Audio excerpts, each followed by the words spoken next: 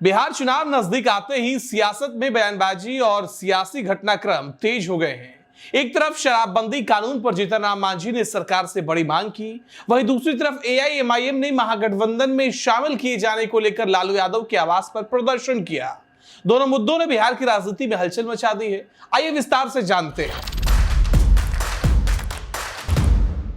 दोस्तों नमस्कार, यह है हमरा बिहार और मैं हूं आपके साथ दिनकर आनंद। बिहार में शराबबंदी कानून को लेकर एक बार फिर सियासी तूफान खड़ा हो गया है। हिंदुस्तानी अवाम मोर्चा यानी हम के प्रमुख और पूर्व सीएम जीतन राम मांझी ने विधानसभा चुनाव से पहले ही सरकार से बड़ी मांग कर दी है। जीतन राम मांझी ने कहा कि जिन लोगों को शराब पीने के कारण पकड़ा गया था, जिन पर मुकदमा दर्ज है, उन्हें सरकार माफ कर दे। उनका कहना है कि पुलिस शराब माफियाओं को छोड़कर सिर्फ छोटे छोटे उपभोक्ताओं और गरीबों को निशाना बना रही है, जो बिल्कुल गलत है।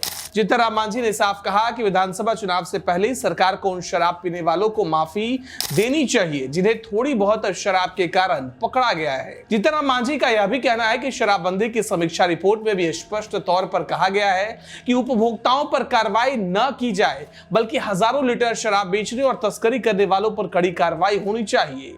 उन्होंने आरोप लगाया कि पुलिस अपना पाप छुपाने के लिए गरीब लोगों को पकड़ रही है, लेकिन असली माफियाओं को छोड़ दे रही है। उन्होंने सरकार पर सवाल खड़े भी किए और कहा कि अगर सच में शराबबंदी लागू करनी है तो पुलिस को सफेदपोश और बड़े माफियाओं पर सख्ती दिखानी चाहिए।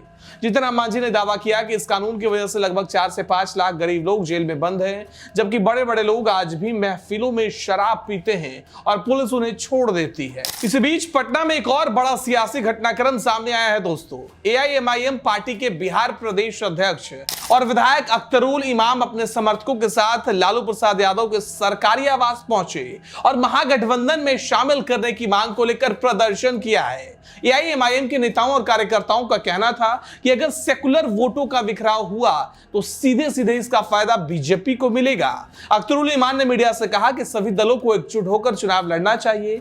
इसी मुद्दे को लेकर वे लालू यादव को पत्र सौंपने पहुंचे थे, लेकिन वहां उनका पत्र लेने वाला कोई मौजूद नहीं था। अख्तरुल इमाम ने नाराजगी जताते हुए कहा कि उनका पत्र तक स्वीकार नहीं किया गया, जबकि एआईएमआईएम चाहती है कि महागठबंधन उन्हें अपने साथ ले।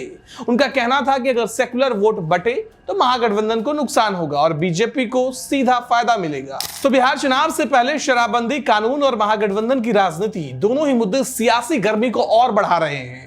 मांझी सरकार से छोटे उपभोक्ताओं को माफी देने की मांग कर रहे हैं, जबकि एआईएमआईएम महागठबंधन में जगह पाने के लिए दबाव बना रही है। अब देखना होगा कि सरकार और विपक्ष इन दोनों सियासी चुनौतियों पर क्या रुख अपनाते हैं। फिलहाल के लिए इतना ही। देखते रहिए हमरा बिहार, क्योंकि हम आप तक पहुंचाते रहेंगे बिहार की हर बड़ी खबर सबसे पहले। धन्यवाद।